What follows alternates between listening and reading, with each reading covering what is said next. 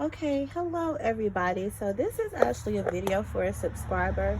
I don't remember what your name is, but you asked me how did I know that my elephant ears were growing. And so I didn't want to dig up any of them, and I did a video on like a little baby one, but it just didn't make sense. So I actually went to the store and I bought one for you, so that I didn't have to dig up none of my plants, right? So I got this right here from, where did we get this from? Lowe's.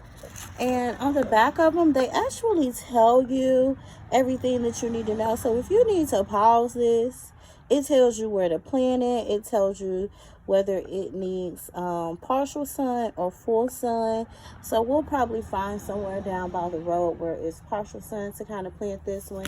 But you wanted to know about the growth of it. So I found one that has growth on it to kind of let you know. So this right here are the nodules that I was asking you about specifically, ma'am. And so this is the bottom. And normally what I like to say is the top has rings almost like a tree. And so that's how you know which side to plant it on. If you don't have any growth and you're not sure, you can actually plant elephant ears sideways. And these nodules will come out and it will turn toward the sun. If you're not sure, if your elephant ear looks like this all over, just plant it sideways if you're not sure, right? But this is how you know that it is ready for growth. You'll have these nodules, and each one of these nodules, a plant will come out. So what we'll do is, I don't have anything clear I can plant this in. I want to see if I can do this with hydroponics, kind of so you can see the root development, but the roots are going to grow from out here. But this one is already kind of woken up.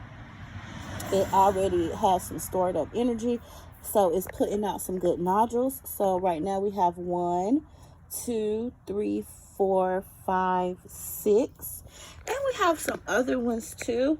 But that's how you know that you have growth from your elephant ear. Now it's gonna take it a while for it to come up out of the ground. It just depends. I planted about 15 at one time, and over the course of a month they all came up except for 3. And then after the tornado that we had on Wednesday here in South Carolina, when I went down to check on my plants, I realized that the last 3 of them had popped up. And those are elephant ears that stay in the ground. I winterize those. Some of them I dig up, some of them I don't dig up, right? Oh, look at nature. Listen, y'all know I love some good nature. So I'm always harassing. And hello. Oh, don't run. Well, he did. Oh, there he is. Where'd he go? Oh, he's fast. Anywho, that's Quick. And Quick has came out. Normally he sunbathes. But yeah, so this is how you know if you have some growth. You have to trust the process, sweetheart. Trust the process. But if it looks anything like this and you have any of these little nodules that are popping up, then that means that it's ready to be planted. Like how that one is, that's another nodule. I didn't even count that one. So if they have these little nodules, then they are ready to be planted. And honestly, once I put this in some dirt, it'll probably take a week or 2 and we'll have all kinds of shoots coming up and sprouting. Quick! Okay, he's gone. Anywho, and I have some little seedlings right here. I took my grandma her seedlings for Mother's Day, so we don't have quite as many plants as we did have up here. But I plant in succession, so I already have some seedlings that's out that are starting to pop through.